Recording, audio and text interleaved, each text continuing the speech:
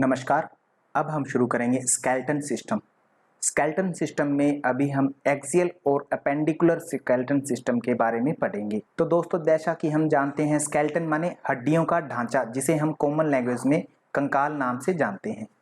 मानव शरीर को विशेष आकार देने के लिए कंकाल एवं अस्थि पिंजर होता है। माने जैसा फिल्मों में आपने देखा होगा, पुरानी फिल्मों में भूत दिखाया जाता था, उसकी भूत को काला कपड़ा पहना करके उसके बाहों पर हड्डियां थी, केवल हड्डियां हड्डियां दिखाई देती थी। तो वो हड्डियां क्या होती है, जो हमारे शरीर में बोन्स हैं, उनको हम स्केलेटन के नाम से कहते हैं। आप देखेंगे समाज में भी कोई व्यक्ति अगर बहुत ज्यादा पतला है तो उसको मजाक उड़ाने के लिए उसको स्केलेटन कह दिया जाता है कि ये तो स्केलेटन है। माने हड्डियों का ढांचा मात्र, केवल जिस पर मोटाई न हो, मोटापा न हो, हड्डियों का ढांचा मात्र, उसे हम स्केलेटन कहते हैं। स्केलेटन माने बोन्स। अगर बात की जाए हमारे शरीर की, तो कुल शरीर में 206 हड्डियां मानी जाती हैं। हमारे शरीर में कुल कितनी हड्डियां हैं? 206। तो ये ध्यान रखना है दोस्तों, 206 हड्डियां हैं केवल। अब आपने कहीं पर देखा होगा कि 300 हड्डियां भी मानी जाती हैं, या 301, 302 तक देखा होगा। तो वो किसमें मानी जाती है? बच्चों में। तो आपको पता होगा दोस्तों, बच्चों में जो हड्डियां होती हैं लगभग 300 या 300 प्लस 1-2 ज्यादा ही होती हैं। माने जैसे जैसे बच्चा बड़ा होता जाता है उसमें बहुत सी हड्डियां मिलकर के एक हो जाती हैं। माने अलग अलग हड्डियां नहीं रहती, एक हो जाती हैं। इसी कारण बच्चों की हड्डियां ज्यादा फ्लेक्सिबल होती है, क्योंकि उनमें ज्यादा जॉइंट्स है तो वो ज्यादा जगह से मुड़ सकती हैं। परंतु अडल्ट्स की हड्डियां ज्यादा मुड़ नहीं सकती, माने बेंडिंग ज्यादा नहीं हो सकती, क्योंकि उनकी हड्डियां बहुत सी एक हो जाती है। तो 206 हड्डियां उनमें शेष रह जाती है। तो ये याद रखेंगे संख्या। 206 हड्डियों के नाम हमें जानने हैं इस वीडियो में। वेरी वेरी इंपॉर्टेंट है दोस्तों। तो सबसे पहले जानते हैं कंकाल, ये जो स्केलेटन है उसका कार्य क्या है। इसका मुख्य कार्य क्या है? शरीर को एक फ्रेमवर्क प्रदान करता है। जैसे इंजन, मोटरसाइकिल, बाइक आदि बनाते हैं तो उसमें एक चैसी होती है। चैसी का काम क्या है? पूरी चीज को शेप देना एक। तो ऐसे ही जो ये शेप देता है, चैसी का कार्य करता है, फ्रेमवर्क का कार्य करता है। और अंदर के जो कोमल अंग है, जैसे हमारी रिब्स है, वो क्या करती है? फेफड़ों की रक्षा करती है। और हमारी क्रेनियल जो बोन्स होती हैं वो क्या करती है? मस्तिष्क की रक्षा करती है। ऐसे ही वर्टिब्रास जो है हमारे स्पाइन की रक्षा करती है। तो माने अंदर के जो अंग हैं उनकी रक्षा करना। और इन पर पेशियां लगी रहती है। स्केलेटन जो होती है, बोन्स है, उन पर हमारी पेशियां चिपकी रहती है। तो पेशियों की सहायता से अस्थियों में मूवमेंट्स होती है। अब बोन्स में बोन मैरो पाया जाता है, हमें पता है बोन मैरो। बोन मैरो में ब्लड सेल्स होती है, ये भी हम जानते हैं। और ब्लड सेल्स का निर्माण होता है, माने आरबीसी का निर्माण कहां होता है? बोन्स में होता है। अब देखते हैं स्केलेटन। स्केलेटन में मुख्य रूप से दो भागों में हम बांट सकते हैं। कुल हड्डियां हमने जान ली है, 206 हड्डियां होती हैं, जिनको दो भागों में वर्गीकृत कर सकते हैं, माने दो भागों में डिवाइड कर सकते हैं। मोस्ट इंपोर्टेंट पार्ट है दोस्तों एक्सियल स्केलेटन, माने जो एक साथ एक लाइन में खड़ा रहता है। जो आंतरिक पार्ट है उसको हम एक्सियल स्केलेटन कहते हैं। माने जो रीढ़ की हड्डी से जुड़ा रहेगा उसे हम क्या कहेंगे? एक्सियल स्केलेटन कहेंगे। इसमें क्या क्या आ जाएंगे? एक हमारी खोपड़ी माने स्कल आ गया, जो ब्लू वाला पार्ट है वो सारा का सारा क्या है? Axial skeleton. वर्टिब्रल कॉलम आ गया, रीढ़ की हड्डी के कॉलम्स वर्टिब्रास आ गए। स्टर्नम जो छाती की जो हड्डी होती है वो भी आ गया। रिब्स, जिसे हम रिब केज बोल देते हैं, जो फेफड़ों को कवर करता है, ये देख रहे हैं आप साइड में, तो ये आ गई। कितनी है कुल संख्या में? 80 हड्डियां। तो याद रखना है दोस्तों, एक्सियल स्केलेटन में कितनी बोन मानी जाती है? 80। वेरी वेरी इंपॉर्टेंट है। केवल इतना पूछा जाता है कि एक्सियल स्केलेटन में कितनी अस्थियां हैं? 80 अस्थियां। फिर आगे है अपेंडिकुलर स्केलेटन। अपेंडिकुलर स्केलेटन को हम तीन भागों में बांट सकते हैं: अपर एक्सट्रीमिटीज, लोअर एक्सट्रीमिटीज और गर्डल, अथवा स्कंद मेखला हम जिसे बोल सकते हैं, केवल मेखला जिसे हम बोलते हैं। अपर एक्सट्रीमिटीज में क्या है? एक्सट्रीमिटीज माने जो ऊपर की तरफ से बाहर अंग निकले हुए हैं। देखो अंदर के क्या है? एक्सियल स्केलेटन, ये याद रह जाएगा। बाहर में निकला हुआ क्या है? दो हाथ बाहर निकले हुए हैं, दो पैर बाहर निकले हुए हैं। तो ऊपर की तरफ से जो निकले हुए हैं उन्हें हम क्या कहते हैं? अपर एक्सट्रीमिटीज, माने दो हाथ या दो भुजाएं ऊपरी। लोअर एक्सट्रीमिटीज को क्या कहेंगे? नीचे वाले दो पैर, नीचे की तरफ जो बाहर निकले हुए हैं शरीर से बाहर। शरीर यहीं तक है हमारा, इससे बाहर क्या निकले हुए? ये दो पैर निकले हुए, माने लोअर एक्सट्रीमिटीज। और एक होती है गिर्डल। गिर्डल का अर्थ होता है मेखला। माने जैसे हम दीवार में दीवार घड़ी टांगनी है हमें, तो हम एक कील चुभो देते हैं और उस पर हम क्या करते हैं? घड़ी को टांग देते हैं, जिसको हम मेख बोल देते हैं। नॉर्मली भाषा में मेख बोल देते हैं, माने कोई चीज गाड़ना किसी चीज में। तो ऐसे ही ये जो अपर एक्सट्रीमिटीज है और लोअर एक्सट्रीमिटीज है ये हमारे आंतरिक अंगों में गड़ी रहती है, ऐसे अंदर जुड़ी रहती है। तो ये जिस अंग से जहां से जुड़ी रहती है उनको हम कहते हैं गिर्डल, ऊपर भी और नीचे भी। जो ये ऊपर वाली गिर्डल है इसको हम क्या कहते हैं, दो प्रकार हैं, एक तो है पेक्टोरल गिर्डल, पेक्टोरल, याद रखेंगे पेक्टोरल गिर्डल ऊपर वाला हिस्सा है, माने ऊपर कितनी है, एक तो ये है, एक ये जो पीछे मोटा हिस्सा दिख रहा है स्कैपुला जिसको कहते हैं वो है, और एक है नीचे का गिर्डल जिसे हम हिप बोन्स भी बोल देते हैं, माने हिप बोन वाला पार्ट, इसको क्या कहते हैं, पेल्विक गिर्डल। ये ध्यान रखना है, पेल्विक गिर्डल, ये वेरी वेरी इंपॉर्टेंट है दोस्तों। अक्सर पूछा जाता है कि पेल्विक गिर्डल में कितनी बोन्स होती है, पेक्टोरल में कितनी होती है, इसको हम बाद में जानेंगे। अभी के लिए केवल इतना याद रखिए कि स्कल, वर्टिब्रा, स्टर्नम और रिब्स, इसमें 80 हस्तियां होती हैं। अपेंडिकुलर में 3 पार्ट होते हैं, अपर एक्सट्रीमिटीज माने 2 हाथ 2 पैर, और गर्डल माने जहां से ये जुड़े रहते हैं। पेक्टोरल गर्डल होता है एक पेल्विक गर्डल होता है। तो ये समझ में आ गई। इस प्रकार अपेंडिकुलर गर्डल, अपेंडिकुलर स्केलेटन में कुल 126 अस्थियां होती हैं, 126 बोन्स होती है, 126 बोन्स अपेंडिकुलर में, और एक्सियल में 80 बोन्स। तो कुल कितनी हुई, 126 प्लस 80 होती हैं 206 हड्डियां। अब देखते हैं एक्सियल स्केलेटन में कितनी हड्डियां होती हैं। बात की जाए स्कल की तो खोपड़ी में कितनी होती हैं, 22 बोन्स, कानों में 6 बोन्स, होएड बोन 1 होती है, वर्टिब्रल कॉलम 26 होती हैं, थोरैक्स केज 25। तो कुल कितने हो गए, 80। आप जोड़ेंगे तो कुल कितनी होगी, 80 हड्डियां। तो आपसे अगर एग्जाम में आए कि स्कल में कितनी होती हैं तो 22, कानों में कितनी होती है 6, होएड बोन कितनी होती है 1, वर्टिब्रल कॉलम कितनी होते हैं 26, थोरैक्स केज कितने होते हैं 25। थोरैक्स केज में रिब्स के साथ मिलकर के कुल कितनी होती है 25 बोन्स। तो इस प्रकार एक्सियल स्केलेटन की अगर बात की जाती है, पूछा जाए प्रश्न कितनी है, तो आप कितना उत्तर देंगे, 80 हड्डियां। अब देखते हैं स्कल को। स्कल का अर्थ क्या बताया हमने, खोपड़ी।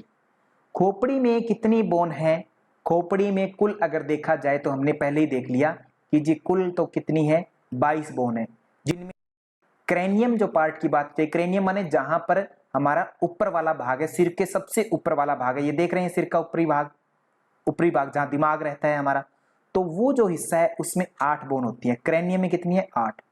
चेहरे में कुल 14 है। तो इस प्रकार पूरे स्कल में कितनी हुई, 22 बोन होती हैं, कुल 22 बोन्स होती हैं। ये ध्यान रखेंगे, 80 नहीं है दोस्तों, 22 हैं कुल, टोटल 14 और 8 कितनी हुई, 22 बोन। फिर आती है क्रेनियम में कपाल।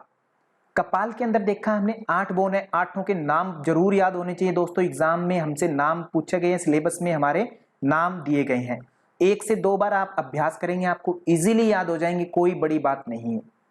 क्या क्या है क्रेनियम में, फ्रंटल बोन है, फ्रंटल माने जो सबसे आगे होंगी, फ्रंट में जो होती है, माने हड्डी है उसे हम फ्रंटल बोन कहते हैं। फिर है पैराइटल बोन, ये जो हड्डी है क्या है, पैराइटल बोन है, ये 2 होती हैं संख्या में, एक लेफ्ट साइड होती है, एक उधर साइड होती है राइट साइड में। फिर है टेम्पोरल बोन। टेम्पोरल बोन कौन सी है, ये कान के पास होती है दोस्तों, यहाँ कान होता है लगभग यहाँ हमारा, ये जो ऑरेंज कलर में, येलोइश कलर में ये जो दिखाई हुई है, ऑरेंज कलर कहेंगे इसको, तो ये जो बोन है टेम्पोरल बोन कही जाती है। फिर है इथेमोइड बोन।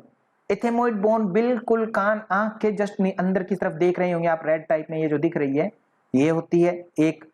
स्फिनोइड बोन, ये भी संख्या में 1 होती है दोस्तों, स्फिनोइड बोन। एक होती है ऑक्सीपिटल बोन। ऑक्सीपिटल बोन बोले तो सबसे ये जो लास्ट में बोन कही जाती है यहाँ। अब दोस्तों स्फिनोइड बोन के बारे में जानना बहुत आवश्यक है, एक बात मेजर पूछी जा सकती है आपसे। स्फिनोइड बोन हमारे क्रेनियम में एकमात्र ऐसी बोन है जो बटरफ्लाई शेप में होती है। बटरफ्लाई माने तितली, तितली के आकार की होती है ये। और यह जो हड्डी है क्रेनियम के अंदर इस प्रकार से लगी होती है कि यह बाकी 7 बोन्स को टच करती है, माने सभी बोन्स को टच करने वाली क्रेनियम में। पूछा जा सकता है क्रेनियम में ऐसी कौन सी हड्डी है जो बाकी अन्य सभी हड्डियों को टच करती है, मात्र एक स्फिनोइड बोन है। ये ध्यान रखना है, सभी को टच करती है, 7 की 7 बोन्स को, कुल 8 हैं, 8वीं कौन सी स्फिनोइड और बाकी की 7, इन 7 को टच करने वाली कौन सी स्फिनोइड बोन, ये यहां से आप देख रहे हैं जितनी इधर है उतनी उधर होगी। एक बोन है, पीछे भी अंदर भी निकली हुई है, नीचे भी निकली है, इस प्रकार से पूरे को टच करती है ये बोन। अब मेन पार्ट याद रखने आपको पी और टी, पीटी, पीटी वर्ड से याद रखने की ये केवल दोनों साइड होती है, इस कारण से पैराइटल इस साइड भी है उधर भी है, तो दो हो गई।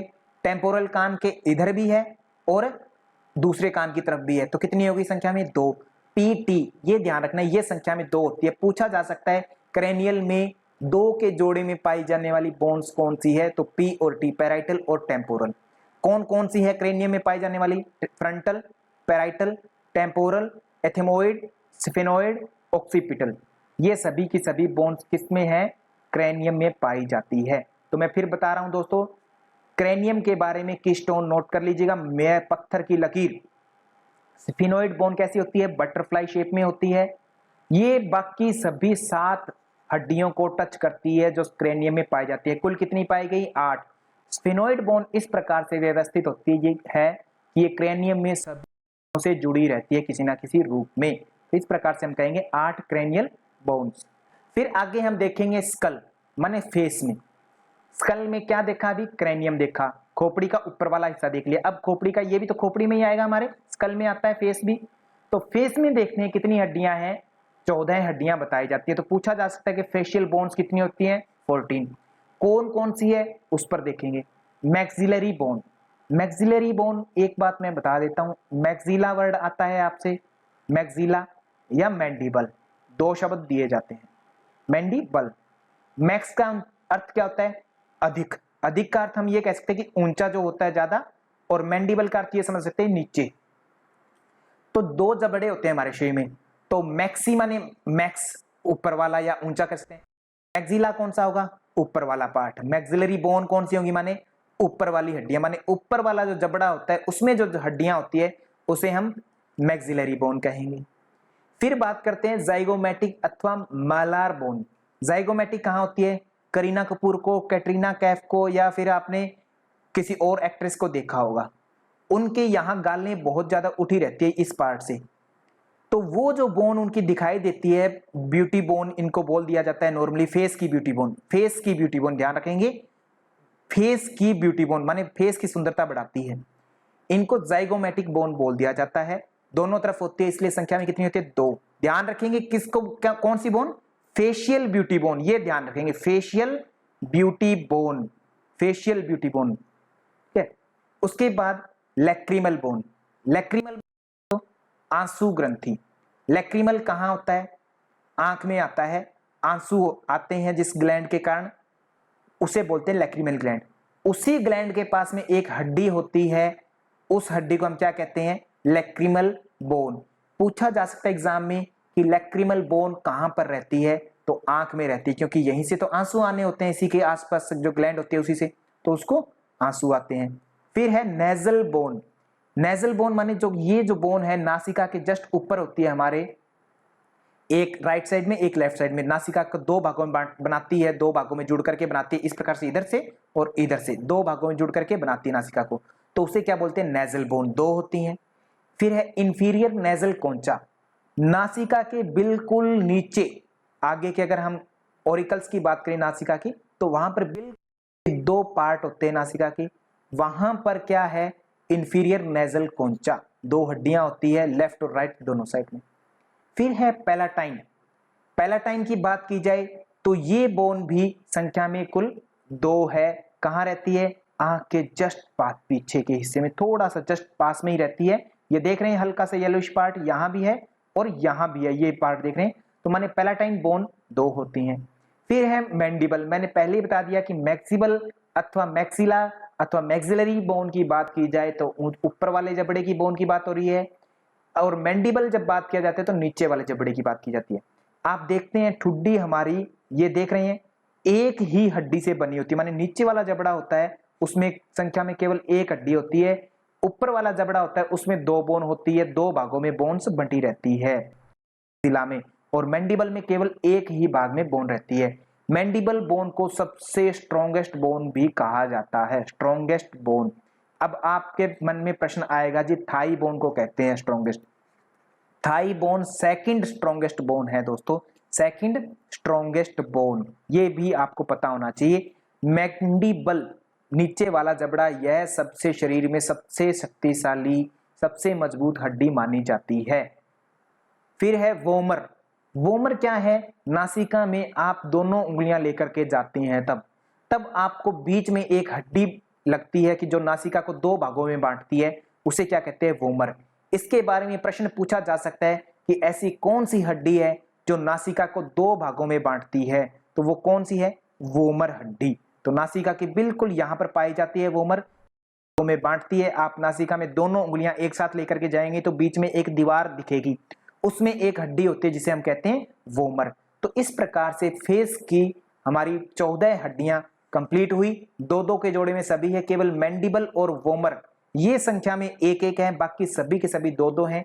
Maxillary, zygomatic, lacrimal, nasal, inferior nasal concha, palatine, mandible, vomer bone, इस प्रकार कुल कितनी हुई? 14 हड्डियां। अब देखते हैं कान की अस्थियां। तो कान भी दोस्तों स्कल के पास में होता है, बाहर में होता है क्रेनियम और फेशियल प्लस कान। कान में 3 हड्डियां पाई जाती है दोस्तों। अक्सर प्रश्न पूछा जाता है और मोस्ट इंपोर्टेंट प्रश्न पूछा जाता है, इसमें से काफी प्रकार के प्रश्न बनते हैं। कान में, एक कान में 3 अस्थियां पाई जाएगी, माने बोन्स पाई जाएंगी, तो दूसरे कान में भी 3 पाई जाएंगी, दोनों में 3-3 होती हैं। नाम क्या है उनका? सबसे पहले नाम पूछा जाता है। मैलियस, इनकस और स्टेप्स, ये 3 नाम दिए जाते हैं। कान का दोस्तों, कान कैसे होता है हमारे शरीर में? इस प्रकार से एक कान का बाहरी हिस्सा होता है। ये कान कहाँ है? हमारे शरीर में बाहर में रहता है, ये वाला कान बाहर से देख सकते हैं इसको। इसके बाद में फिर अंदर की तरफ जाता है, अंदर की तरफ से थोड़ा सा इस प्रकार से हो जाता है कान, फिर आगे जाता है कान, और फिर इस प्रकार से गोलाई में घूम जाता है, एलियन के जैसा घूम जाता है कान। तो ऐसे हो जाता है, देख रहे होंगे आप। तो यहां पर ये तो कान का क्या है? आउटर पार्ट, समझ गए आप? दिख रहा होगा आउटर पार्ट। फिर ये है मिड पार्ट, यानी मिडल ईयर बोलते हैं इसको, और ये क्या है? सबसे इनर मोस्ट। अब सबसे पहला प्रश्न यही पूछा जाएगा आपसे कि कान के अंदर पाई जाने वाली हड्डियां कान के किस भाग में होती है? आउटर पार्ट में, मिडिल पार्ट में, मिडिल ईयर में, या इनर ईयर में? तो दोस्तों कान में हड्डियां कहां पाई जाएंगी? सदैव मिड ईयर में, द मिडल ईयर। देख रहे हैं यहां पर लिखा हुआ। तो सबसे पहला प्रश्न यही पूछा जाएगा कि कान में पाई जाने वाली हड्डियां किस पार्ट में पाई जाती है? कान के मिडल ईयर में पाई जाती हैं। कितनी हड्डियां पाई जाती है? एक कान में 3, दोनों कानों में कुल 6 हड्डियां पाई जाती हैं। तो ये भी बात क्लियर रहनी चाहिए आपकी। नाम क्या है हड्डियों के? मैलियस, इनकस और स्टेप्स। मैलियस हड्डी हथौड़े की तरह होती है दोस्तों, आप देख रहे होंगे इस प्रकार से हथौड़े की तरह ये जो दिख रही है आपको हड्डी, हथौड़ी की शेप में होती है। इसी को बड़ा करके दिखाया है यहाँ पर, हथौड़ी की तरह दिखती है। तो इसीलिए हैमर का अर्थ क्या होता है? हथौड़ा, माने हथौड़े के समान जो दिखती है हड्डी, वो क्या है? मैलियस। ये कान में सबसे मजबूत हड्डी भी मानी जाती है, कान की सबसे मजबूत हड्डी, ये ध्यान रखना है। कान की सबसे मजबूत हड्डी कौन सी है? मैलियस। फिर है इनकस। इनकस माने एनविल। ये हड्डी कान में पाई जाती है थोड़ा सा इससे आगे जाकर के, एनविल माने इनकस। देख रहे होंगे इस प्रकार से हल्की शेप में मुड़ी हुई है, ऐसे 7 टाइप में ऐसे बनाती होती है, बिल्कुल इस प्रकार से। तो इनकस एनविल हो जाता है, एनविल नाम से भी जानी जाती है। ये नाम भी पता होना चाहिए दोस्तों, कौन सी हड्डी किस नाम से जानी जाती है। फिर है स्टेप्स। स्टेप्स जानी जाती है स्ट्रिप नाम से। यह कैसी होती है? जैसे घोड़े की नाल देखी होगी आपने, घोड़े पर चढ़ते हैं तो घोड़े पर चढ़ने के बाद में जिसमें हम पंजा डालते हैं, अपना पैर डालते हैं, घोड़े की जो नाल होती है जिसमें हम पन्ना डाल देते हैं, एक घोड़े की नाल होती है जो पैर में लगती है घोड़े के, वो होती है। एक होती है घोड़े के गद्दी से जुड़ी रहती है जिसमें हम पैर डाल करके, पैर फंसा करके घुड़सवारी करते हैं। तो उस जैसी ये संरचना होती है, ये देख रहे होंगे यहाँ पर स्टेप्स होती है। तो इसको क्या कहते हैं? स्टिरअप नाम से जानी जाती है। ये 2-2 हड्डियां होती है प्रत्येक कान में। कुल कान में कितनी हड्डियां होंगी? 6। तो इसका उत्तर भली भांति आप। स्टेप्स जो है मानव शरीर में, पूरे शरीर की अगर बात की जाए 206 हड्डियों में से सबसे छोटी हड्डी कौन सी है? स्टेप्स। तो ये याद रखना है, सबसे छोटी हड्डी कौन सी है? स्टेप्स। वेरी वेरी क्लियर याद होना चाहिए, मानव शरीर में सबसे छोटी हड्डी मानी जाती है स्टेप्स। इसके बाद बात करते हैं हायोइड बोन की। अभी तक हमने क्या देखा? स्कल देखा। स्कल में क्या हुआ? क्रैनियम हुई, कितनी हड्डियां? 8। फेशियल बोन्स हुई कितनी हुई 14, ईयर बोन हुई कितनी हुई 6, कितनी हो गई 14 और 6 20 और 8 28 बोन हो गई। एक और बोन बच जाती है, कौन सी है? होएड बोन। होएड बोन दोस्तों किस शेप में होती है? सबसे पहला प्रश्न, घोड़े की नाल के जैसे, माने यू शेप में होती है, घोड़े की नाल की होती है यू शेप में। ये किसको सहारा देती है? जैसे ये गला दिखाया गया है, गले में होती है होएड बोन और यह इस प्रकार से इससे जीभ जुड़ी रहती है, आगे की तरफ जीभ जुड़ी रहती है, इस हड्डी से जीभ को ये सहारा देती है। जैसे ही ये हड्डी टूट जाती है तो ये हड्डी टूटने से गले में फंस जाती है, उल्टा होकर के जीभ जो है कोई काम नहीं कर पाती, माने जीभ में मूवमेंट नहीं हो पाती। जीभ को मूव करवाने वाली हड्डी कौन सी है या जीभ को सहारा देने वाली हड्डी कौन सी है? जीभ किसकी सहायता से बोलती है, कौन सी हड्डी की सहायता से? तो होएड बोन की सहायता से ही जीभ अपनी एक्टिविटीज करती है, ये ध्यान रखना है दोस्तों। अगर यह हड्डी टूट जाती है तो जीभ जो है लटकी हुई रह जाती है। कुत्तों में कहा जाता है कि उनकी जो हड्डी होती है होएड बोन वो काफी पीछे की तरफ होती है, हमारी तो क्या है जस्ट थोड़ा आगे पीछे होती है, मतलब जो एक तरह से अच्छे से पकड़ नहीं बना पाती जीभ पर, इसलिए कुत्तों की जो जीभ है आप देखेंगे कि लटकी हुई अवस्था में रहती है जब भी वो बैठते हैं। तो कहने का अर्थ मेरा मित्रों ये है कि होएड बोन कहाँ पाई जाती है? गले में पाई जाती है। इसको जिह्वा मूल अस्थि के नाम से भी जाना जाता है कि जो टंग के मूल में रहती है, इसलिए इसको टंग में जिह्वा मूल अस्थि के नाम से जाना जाता है, होएड बोन इसको कहते हैं। और दूसरी बात दोस्तों, इसको फ्लोटिंग बोन भी कहते हैं, ध्यान रखना है फ्लोटिंग बोन, कारण क्योंकि ये किसी भी बोन के साथ में जुड़ती नहीं है। आप देख रहे हैं ना, तो इसके ऊपर में कोई बोन है जिससे ये जुड़ी हुई है, ना ही कोई इसके नीचे बोन है। ये जुड़ी किससे हुई है? यहाँ इस एडम्स एप्पल से जुड़ी रहती है, इसका कोई बोन नहीं है, ये बोन नहीं है दोस्तों, ये ध्यान रखना है, ये कार्टिलेज टिश्यू से बने होते हैं। तो माने होएड बोन एकमात्र ऐसी बोन है जो किसी भी अन्य बोन से जुड़ी हुई नहीं रहती, बाकी सभी बोन्स किसी ना किसी बोन से जुड़ी हुई रहती हैं। ये केवल तैरती रहती है, गले में तैरती हुई अवस्था में जब हम बोलते हैं या निगलते हैं कुछ तो तैरती है, जो ऊपर नीचे जाती हुई दिखाई देती है, तो वो बोन होती है होएड बोन। फ्लोटिंग बोन भी इसे कहते हैं, ये ध्यान रखने दोस्तों। यहां से प्रश्न आ सकता है। संख्या में कितनी है? ये केवल एक है। कुल कितनी हो गई? 28 और 1 29 बोन अभी तक हम कर चुके हैं। साथ के साथ गिनते चलेंगे दोस्तों, आपको याद रहेगा, भूलेंगे नहीं कभी भी। Vertebral column. Vertebral column axial skeleton का एक मुख्य भाग है जिससे लगभग सभी हड्डियां जुड़ी रहती है। मैंने पहले बताया कि एक्सियल सिस्टम, एक्सियल स्केलेटन के अंतर्गत क्या होता है कि रीढ़ की हड्डी से डायरेक्टली कोई ना कोई बोन टच में रहती है, इस कारण से भी हम एक्सियल स्केलेटन बोल देते हैं। परंतु मेन कारण ये नहीं है दोस्तों, कहीं यही कारण आप लिख दें कहीं भी तो मेन कारण है, बट आप समझने के दृष्टिकोण से देखेंगे, याद रखने के दृष्टिकोण से, कि जो रीढ़ की हड्डी के आसपास जितनी भी बोन्स है डायरेक्ट टच में है जो, वह सभी एक्सियल स्केलेटन में आती है। तो वर्टिब्रल कॉलम, वर्टिब्रल कॉलम माने रीढ़ की हड्डी, इसमें वर्टिब्रास होते हैं। कितने होते हैं? 26। ये ध्यान रखेंगे 26 वर्टिब्रास होते हैं। किसमें होते हैं? हमारे अंदर, माने वयस्कों में, माने अडल्ट जो होते हैं, हमारी जो उम्र होती है, जो ये एज है, इसमें कितने होते हैं? 26 वर्टिब्रास होते हैं, जिन्हें हिंदी में हम कशेरुका कहते हैं, कोशिका नहीं कशेरुका, ये वर्ड ध्यान रखना है। रीढ़ की हड्डी की शेप देख रहे हैं, आगे पीछे इस तरीके से एस की शेप में बन रही है ये, तो माने रीढ़ की हड्डी किस शेप में होती है? एस शेप में। तो पूछा जा सकता है इनमें से एस की शेप में कौन होता है? क्रैनियल आदि आदि एग्जांपल देकर के एक वर्टिब्रल कॉलम दे सकते हैं। तो वर्टिब्रल कॉलम क्या है? एस की शेप में। हालांकि ये प्रश्न पूछते नहीं है, बट फिर भी आपको अलर्ट होना है प्रत्येक प्रश्न के लिए कि एग्जामिनर कैसा प्रश्न पूछ सकता है। वर्टिब्रल कॉलम के बीच में आप देख रहे हैं हल्का सा पदार्थ दिख रहा है कोई, इनके बीच में एक डिस्क रहती है जो इन वर्टिब्रल कॉलम को मिलने नहीं देती, आपस में टच नहीं होने देती। अगर ये टच हो जाएंगे तो क्या होगा?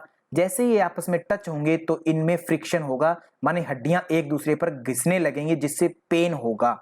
तो इंटरवर्टिब्रल डिस्क जो है इनको पेन से बचाती है, आपस में टच होने से बचाती है। दूसरा, कोई भी झटका हमें लगता है तो ये स्प्रिंग का कार्य भी करती है, माने शॉक अब्सॉर्ब करने का भी कार्य करती है। गद्देदार डिस्क होती हैं ये, माने सभी प्रकार के झटकों से भी हमें बचाते हैं। जैसे ही हम किसी ऊपरी जगह से नीचे की तरफ जंप करते हैं तो हमारे अंदर जो एक तरह से मोशन पैदा होता है, तो जो शॉक होता है लगता है, से भी हमें बचाती है इंटरवर्टिब्रल डिस्क। तो इंटरवर्टिब्रल डिस्क कहां पाई जाती है?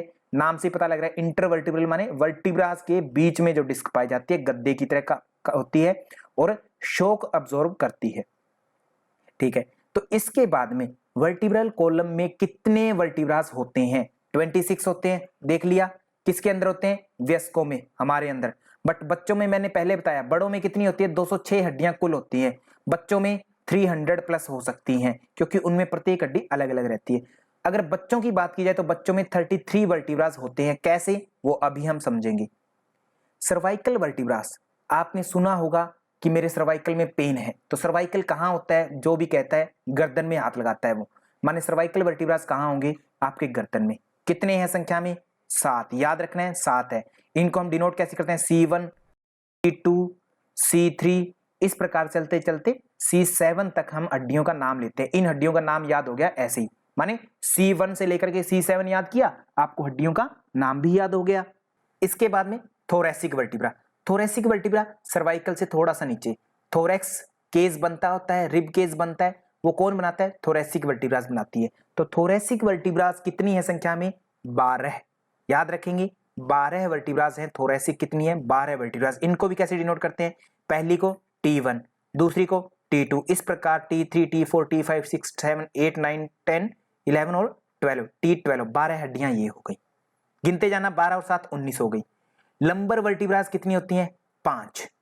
L जो कि सबसे ज्यादा मजबूत होती हैं। आप देखते हैं हमारी रीढ़ की हड्डी का जो भी पार्ट ज्यादा मूव करेगा, ज्यादा फ्लेक्सिबल होगा, वो उतना ही मजबूत होगा। इसमें आप मोटाई देख सकते हैं किसकी सबसे ज्यादा है? लंबर वर्टिब्रास की सबसे ज्यादा मोटाई है। यहीं से हम झुकते हैं, कोई सामान उठाते हैं, यही सबसे ज्यादा मजबूत पार्ट होता है। तो और ये सबसे कमजोर होती हैं, ऊपर वाली और नीचे वाली। तो माने सबसे जो मजबूत वर्टिब्रास होती है वो पूछा जा सकता है कौन है?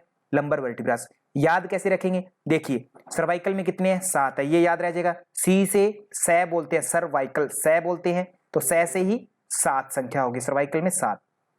फिर लंबर में देखेंगे, लंबर में 5 है, L5, और 7 और 5 मिलकर के कुल कितनी बनती है? 12 है बीच में। थोरैसिक में कितनी रहेंगी? 12 है। तो इस प्रकार के हो गई, कितनी हो गई? 24 हड्डियां हो गई यहां तक, लंबर तक। लंबर को भी क्या करेंगे? L1 से लेकर के L5 तक है। सैक्रम, सैक्रम वर्टिब्रास कितनी है? अडल्ट्स की बात की जाए तो कितनी है संख्या में?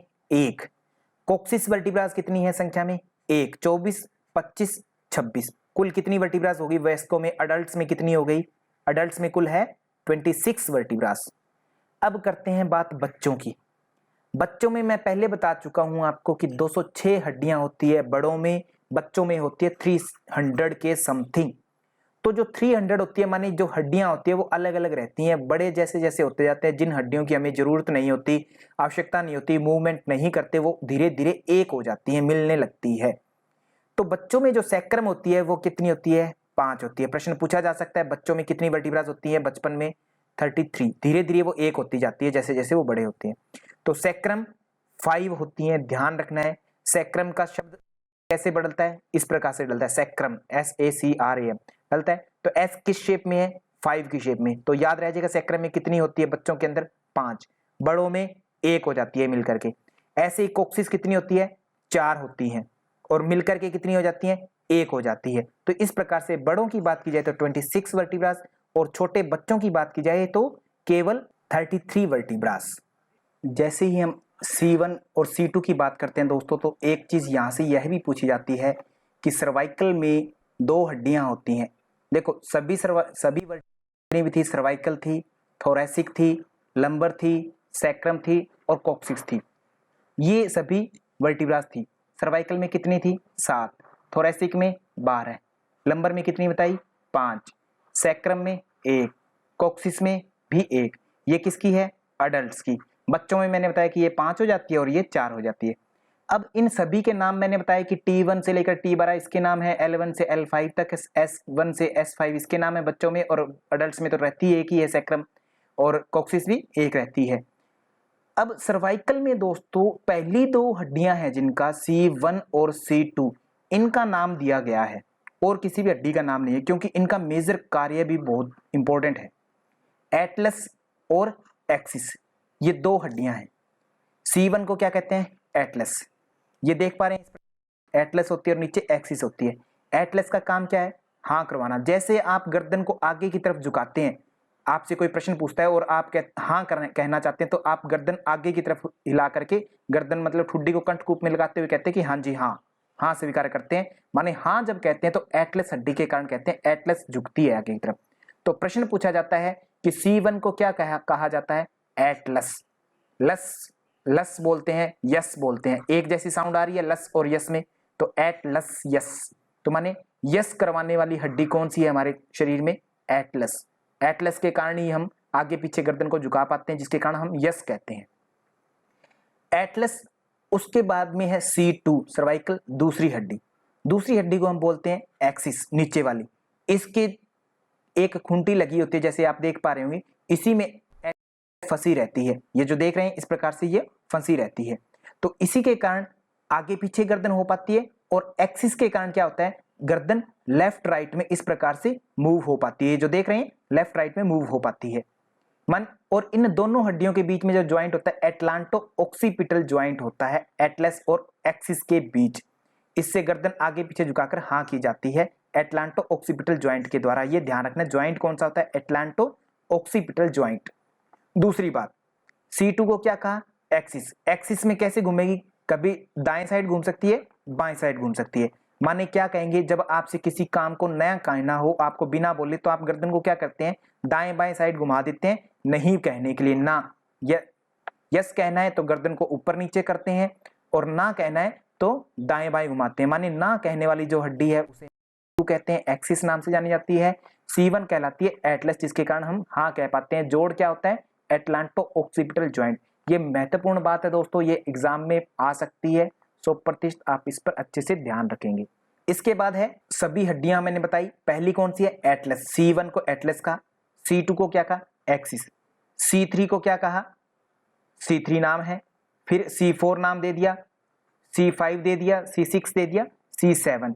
इस प्रकार से सभी 7 तक हमारी सर्वाइकल वर्टिब्रास हो गई। फिर आगे क्या आता है? Thoracic vertebra. थोरेसिक वर्टिब्रा 1 से लेकर के कितनी है? 12 थोरेसिक वर्टिब्रास है। 12 थोरेसिक वर्टिब्रास है लगभग यहाँ तक। यहाँ पर दोस्तों 12वीं जब वर्टिब्रास हो जाती है तो L1 शुरू हो जाती है, first lumbar vertebra. First lumbar और सेकंड लंबर वर्टिब्रास के बीच तक क्या होती है? स्पाइनल कॉर्ड होती है। यहाँ तक स्पाइनल कॉर्ड होती है हमारी, मतलब चीज को सुषुम्ना बोलते हैं, यहाँ तक रहती है। यहीं से लगभग L1 से लेकर के L2, L3, L4, 5, 6, 7, 8 और सैक्रम तक, लगभग कोक्सिस तक नर्व्स का एक गुच्छा निकलता है अंत से। यहां से इस गुच्छा जो निकलता है, इस गुच्छे को क्या कहते हैं? क्वाडा इक्विना। तो प्रश्न पूछा जा सकता है कि क्वाडा इक्विना क्या चीज है? क्वाडा इक्विना क्या है? एक तरह से नर्व्स का गुच्छा है, जो कहां से निकलता है? लंबर रीजन से निकलता है, और नीचे की तरफ निकलता हुआ प्रत्येक वर्टिब्रास के बीच में से निकल जाता है। इस प्रकार से एंड में से निकल रहा है यहाँ से। इस प्रकार से योग में आपने पढ़ा होगा कि योग में हमारे नाभि मंडल में कहते अनेक प्रकार की नाड़ियां बताई जाती है। तो वो 72,000 या 72 करोड़ जो नाड़ियां कहते हैं नाभि से निकलती है, वो लगभग नाभि का एरिया है, आगे की साइड इसमें नाभि रहती है। ये यहाँ नाड़ियां बताई गई है, माने हमारे योगी ग्रंथ भी इन चीजों को एक्सप्लेन करते हैं। तो ध्यान रखेंगे क्वाडा इक्विना कहां पर है? लंबर रीजन से नीचे निकलती है। लंबर, सैक्रम और कोक्सिस, इन तीनों रीजन से लगभग ये नाड़ियां निकलती है। एंड पॉइंट क्या है? पूरे शरीर में फैलती है, नीचे के रीजन में जाती है। क्वाडा इक्विना में जो नाड़ियां निकलती है वो नीचे की तरफ जाती है। क्वाडा इक्विना एक बीमारी भी है जिसको क्वाडा इक्विना सिंड्रोम बोलते हैं। जब इन नर्व्स में दिक्कत हो जाती है, प्रॉब्लम्स हो जाती है, तो शरीर में नीचे की तरफ पेन रहने लगता है, हमारे पैरों में ज्यादा दर्द रहता है, साइटिका आदि में कन्वर्ट हो जाता है इधर। तो क्वाडा इक्विना के कारण क्या होता है? पेन आदि होता है, बैक पेन हो सकता है, आदि अनेक तरह की समस्याएं हो सकती है। फिलहाल के लिए आपको याद होना चाहिए क्वाडा इक्विना कहां से निकलती है? लंबर रीजन के नीचे से निकलती है। थोरैक्स, थोरैक्स बोलते हैं थोरेसिक रीजन को। लंबर की अगर बात की जाए, रीढ़ की हड्डी की बात की जाए, तो C1 सबसे पहले हुआ, ऊपर C हुआ, फिर नीचे क्या आता है? थोरैक्स होता है। कितनी हड्डियां होती है? T1 से लेकर के T12 तक होती हैं। तो थोरेसिक रीजन जो है पीछे से निकलती है, आगे से मिलती है, किससे मिलती है? स्टर्नम से मिलती है। तो स्टर्नम कितनी है? एक हड्डी है। तो अब हमें क्या करना है? थोरैक्स में रिब्स को जानना है। रिब्स क्या होती है? पसलियां, जिसको हम बोलते हैं पसलियां, जो हमारे पेट, हृदय आदि को कवर करके रखती है, फेफड़े आदि को कवर करके रखती है, ऊपर से लेकर के नीचे तक। थोरैसिक कितनी मैंने बताई? 12 होती हैं। इन दोनों के पीछे से लेफ्ट राइट में इस प्रकार से 12 थोरैसिक वर्टिब्रास होती है। उन 12 से ही 12 रिब्स निकलती हैं। ध्यान रखना, रिब्स कितनी है? 12 जोड़ी है, 12 संख्या में नहीं है। थोरैसिक वर्टिब्रास कितनी है संख्या में? केवल 12 है। थोरैसिक वर्टिब्रास तो है केवल 12 है। तो कुल रिब्स कितनी है? 24, क्योंकि वो दाएं साइड से भी निकलती है, बाएं साइड से भी निकलती है, दाएं से भी निकलेगी, बाएं से भी, दाएं से भी, बाएं से। तो इस प्रकार कुल रिब्स कितनी हुई? 12 जोड़ी। 1 से लेकर के 12 जोड़ी रिब्स होती हैं। अब इन रिब्स के बारे में दोस्तों एक खासियत है, सारी की सारी प्रश्न पूछा जाए कि डोर्सल पार्ट में रिब्स किससे जुड़ी होती है, तो रीढ़ की हड्डी, माने डोर्सल माने पीछे वाले हिस्से में रीढ़ की हड्डी, और फ्रंट पार्ट में किससे जुड़ी होती है? स्टर्नम से। अब जब ये स्टर्नम से जुड़ती है तब एक गड़बड़ होती है बहुत बड़ी, इस कारण से इनके प्रश्न बन जाते हैं, हमारे लिए काफी खड़े हो जाते हैं सवाल, जो हमसे एग्जाम में अक्सर पूछे जाते हैं। जब थोरेसिक साइड से वर्टिब्रास आगे की तरफ आती है तो स्टर्नम से मिलती है, ये हम जान चुके हैं। स्टर्नम क्या है? छाती के बीचों बीच जो हड्डी होती है, जो छाती को, दोनों स्तनों को 2 भागों में बांट देती है, उसको हम स्टर्नम बोलते हैं। बीच में गले के बिल्कुल नीचे होती है स्टर्नम। ये स्टर्नम हड्डियों जो रिब्स है थोरेसिक वर्टिब्रास से जो निकलती हैं उनको अपने से जोड़ता है, ठीक है। अब रिब्स जो हैं जो वास्तव में पीछे से आई, थोरेसिक से आई और आगे स्टर्नम से जुड़ गई, एक जुड़ी, दूसरी भी जुड़ गई, तीसरी भी जुड़ गई, चौथी भी जुड़ गई, पांचवी भी जुड़ गई, छठी भी जुड़ गई, और ये सातवीं आई, सातवीं भी जुड़ गई। तो ये जो वास्तव में जुड़ी हुई प्रतीत हो रही है आपको, जुड़ रही है स्टर्नम से, पीछे से आकर के स्टर्नम से जो जुड़ जाती है वो कितनी है? 7 है रिब्स। टोटल कितनी हुई? 7, संख्या में 7। 1 से लेकर के 7 रिब्स होती हैं कुल, जिनको हम ट्रू रिब्स कहते हैं या फिर वास्तविक पसलियां कहते हैं। वास्तविक कहने का अर्थ क्या है वो अब आगे आप समझेंगे। फिर होते हैं कुछ फॉल्स रिब्स। फॉल्स रिब्स क्या है?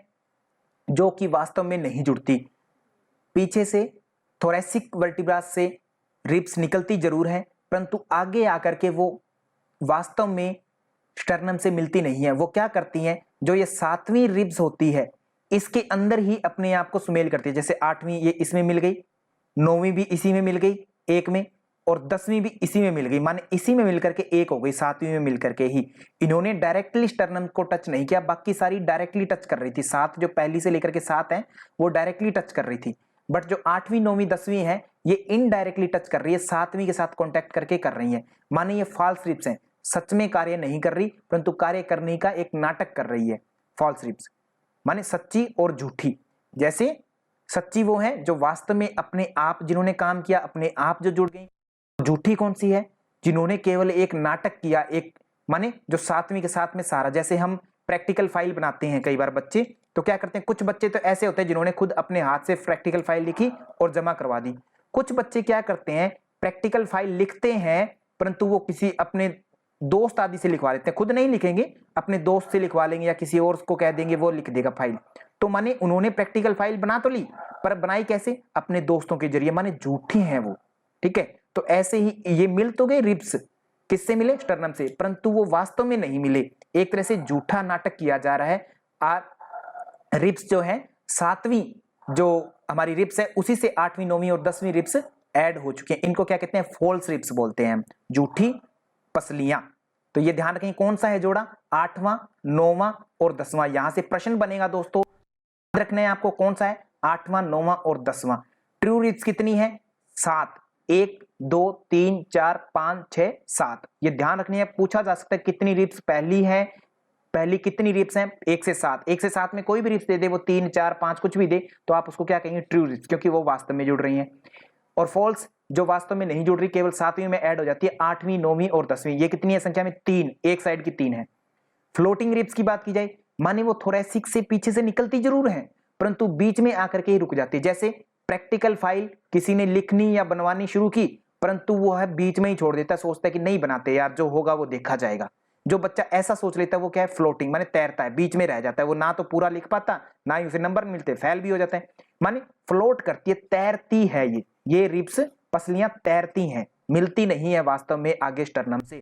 इनको हम क्या कहेंगे? फ्लोटिंग रिब्स कहेंगे। कितनी है संख्या में? केवल 2 हैं। 11 और 12वां जो जोड़ा है वो क्या है? फ्लोटिंग रिब्स का, तैरने वाली। आगे देखिए ये ऐसे नॉर्मल निकली हुई रही है 12वीं, और ये पीछे से 11वीं, ये देख रहे हैं छेड़ा, ये 2 क्या है?